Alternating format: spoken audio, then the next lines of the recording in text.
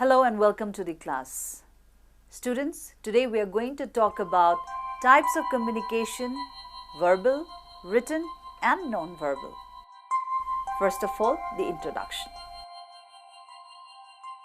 Communication is the process of exchanging information, ideas, thoughts, feelings and emotions through speech, signals, writings or behavior.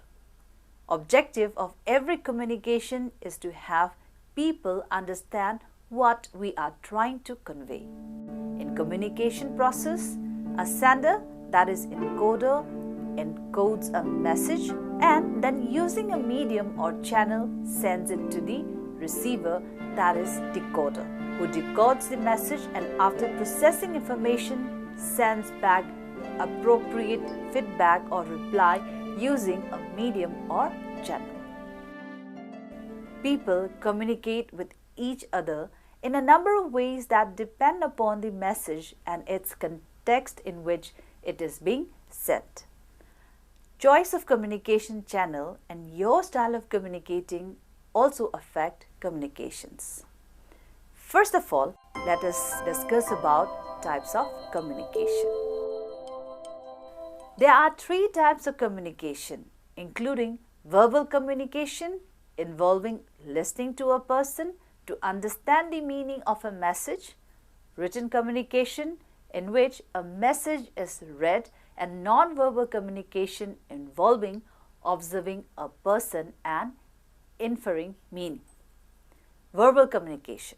Verbal communication refers to the form of communication in which message is transmitted verbally. Communication is done by word of mouth. In verbal communication, remember the acronym KISS. Keep it short and simple. When we talk to others, we assume that others understand what we are saying because we know what we are saying. But this is not the case. Usually, people bring their own attitude, perception, emotions and thoughts about the topic and hence creates barrier in delivering the right meaning. Verbal communication takes place directly between the superiors and juniors in organization and between farmers and extension functionaries in the field and is often known as face-to-face communication.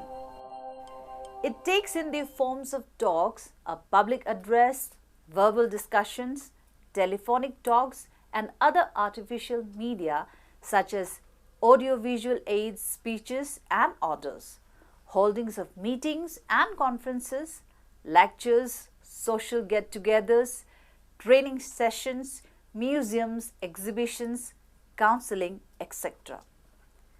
Certain merits of verbal communication are: 1. It is the least consuming, is more direct, simple and the least expensive.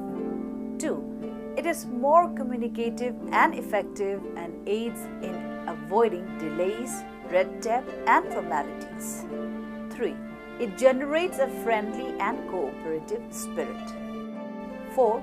It provides an immediate feedback as questions can be put and answers obtained about the information transmitted. 5th, since every information cannot be put into writing, most of it is conveyed by means of oral instructions, mutual discussions and telephonic conversation. However, verbal communication has certain demerits. These are: 1. Lengthy, distant and important information cannot be effectively conveyed verbally. 2. Verbal talks may often be distorted if there is some cause of indifference between the receiver and the sender.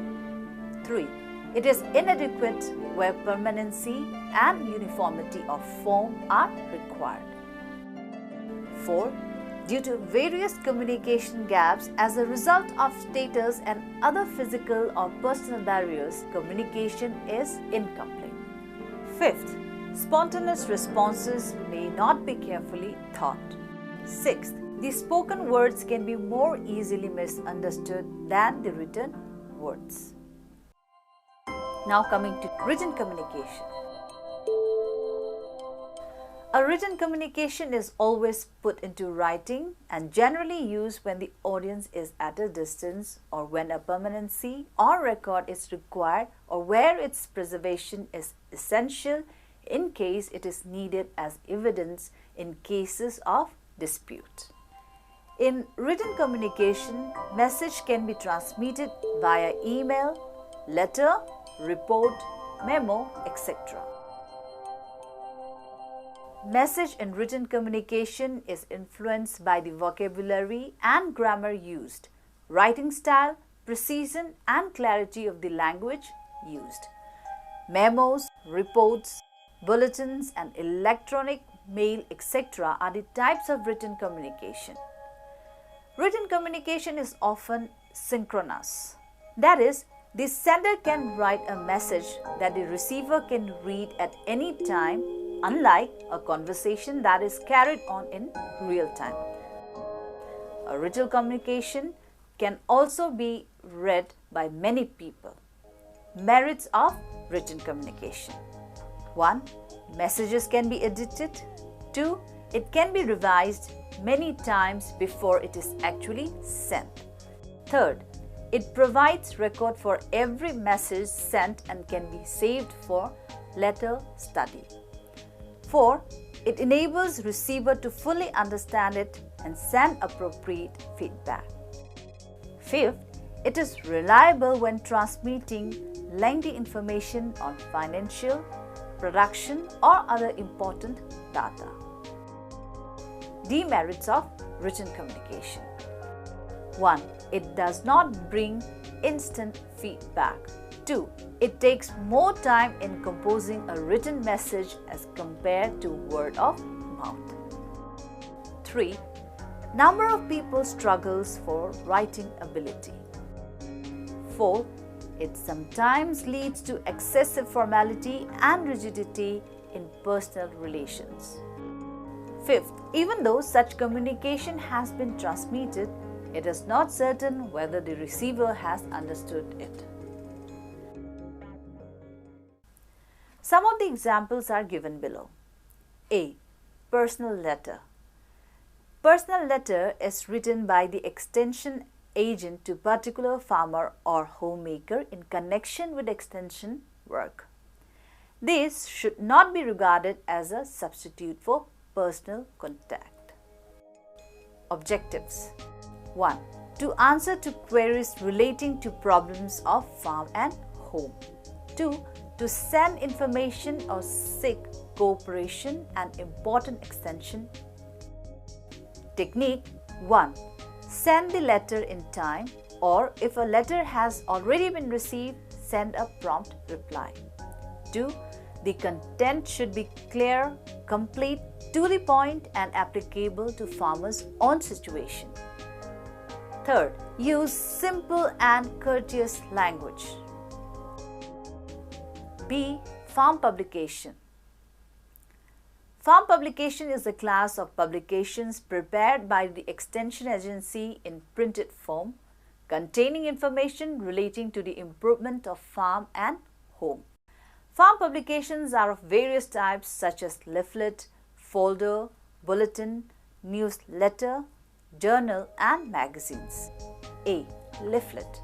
It is a single printed sheet of paper of small size containing preliminary information relating to a topic. It is made as and when needed, generally distributed free of cost. B. Folder. It is a single printed sheet of paper of big size, folded once or twice and gives essential information relating to particular topic. It is printed as and when required, generally distributed free of cost. C. Bulletin. It is a printed, bound booklet with a number of pages containing comprehensive information about a topic. It is made as and when necessary. A small price may be fixed on some important bulletins. D. Newsletter. It is a miniature newspaper in good quality paper containing information relating to the activities and achievements of the organization. It has a fixed periodicity of publication, generally distributed free of cost. E. Journal, magazine. These are periodicals containing information related to various topics of interest, not only for the farmers but also for the extension agents. It has a fixed periodicity of publication, generally supplied against prepayment of subscription for a particular period. Now coming to objectives of farm publication. First, to reach a large number of people quickly and simultaneously at a low cost. 2. To provide accurate, motivating, credible and distortion-free information. Third, to provide support to other extension methods. 4.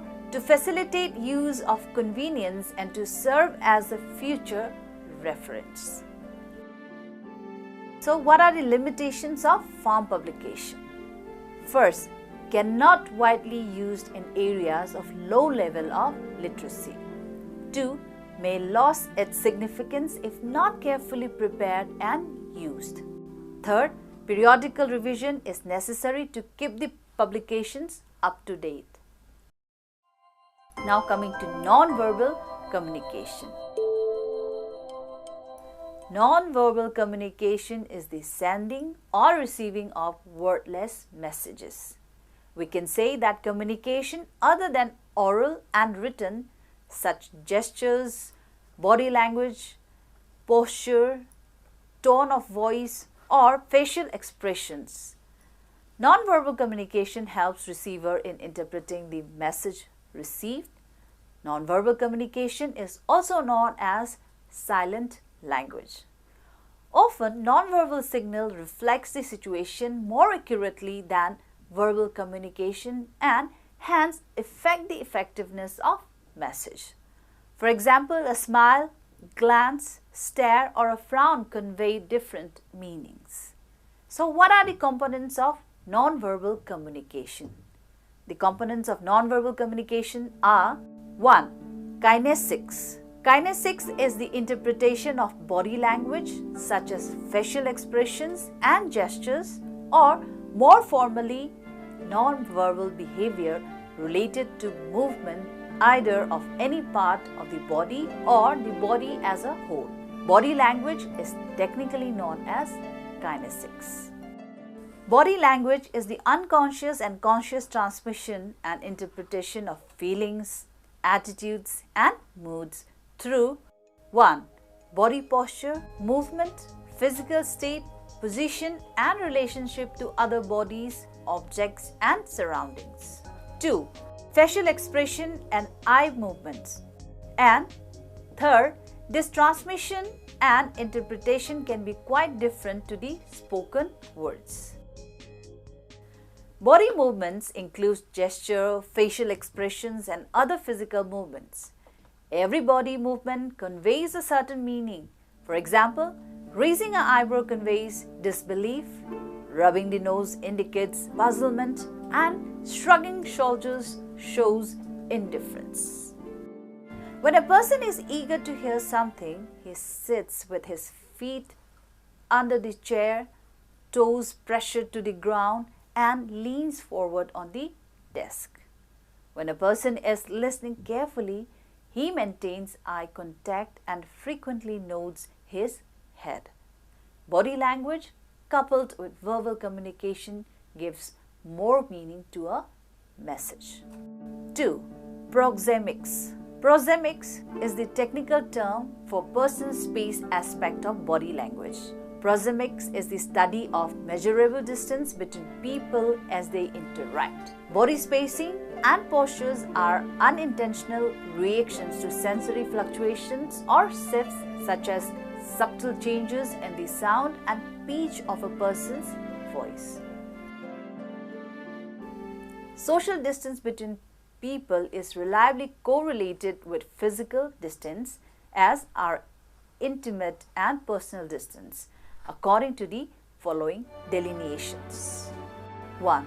Intimate distance for embracing, touching or whispering. Close face less than 6 inches, that is 15 centimeter. Far face, that is 6 to 18 inches, that is 15 to 46 centimeter. 2. Personal distance for interactions among good friends or family members.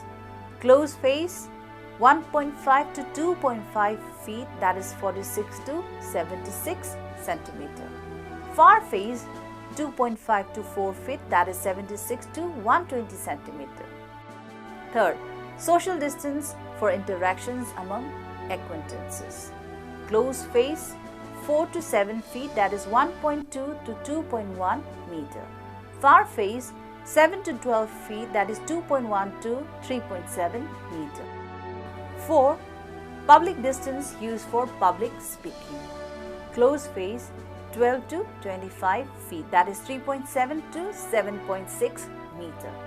Far face 25 feet, that is 7.6 meter or more.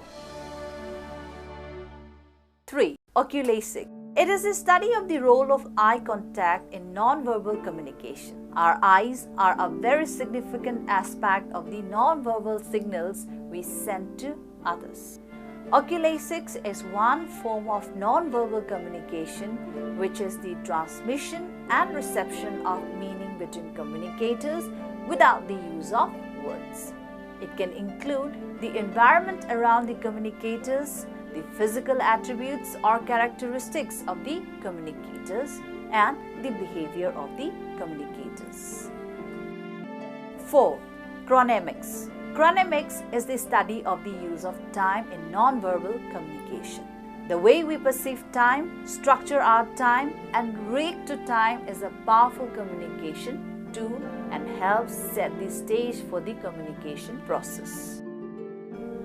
Across, time perception plays a large role in the non-verbal communication process. Time perceptions include punctuality, willingness to wait, and interactions. The use of time can affect lifestyles, daily agendas, speed of speech, movements, and how long people are willing to listen. 5. Haptics. Haptics refers to the study of touching. There are 6 different kinds of touch. These include positive, playful, control, ritualistic, task-related, and unintentional.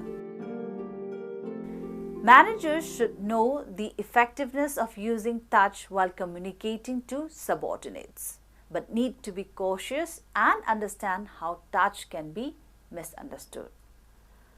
Working with others and using touch to communicate, a manager needs to be aware of each person's touch tolerance. 6. Paralinguistics. It is the study of variations in pitch, speed, volume, and pauses to convey meaning. Interestingly, when the speaker is making a presentation and is looking for a response, he will pause. However, when no response is desired, he will talk faster with minimal pause. 7. Paralanguage. Paralanguage refers to the non-verbal elements of communication used to modify meaning and convey emotion. Paralanguage may be expressed consciously or unconsciously, and it includes the pitch, volume, and in some cases, intonation of speech. Sometimes, the definition is restricted to vocally produced sounds. The study is known as paralanguage. 8. Physical appearance. Physical appearance always contributes towards how people perceive about individuals. Neatly combed hair, ironed clothes, and a lively smile will always carry more weight than words. It is believed that physical appearance determines the success a person will attain at every stage of his life. Now, let us discuss about understanding of non-verbal communication. The following guidelines can help individuals understand non-verbal communication better. 1. Observe keenly what is happening. When nonverbal behavior involves an emotional response, that is, for example, tears rolling down the cheeks or eyes becoming red, it clearly conveys the message to the other person. 2. Consider the differences between verbal statements and nonverbal behavior. If there is a discrepancy between what a person says and what his body language indicates, then this situation should be studied closely. It is believed that actions are more accurate than words. 3. Look for subtle ties in nonverbal behavior. Through careful observation, one can differentiate between a fact action and a genuine action. For instance, a sarcastic smile can be differentiated from a genuine one.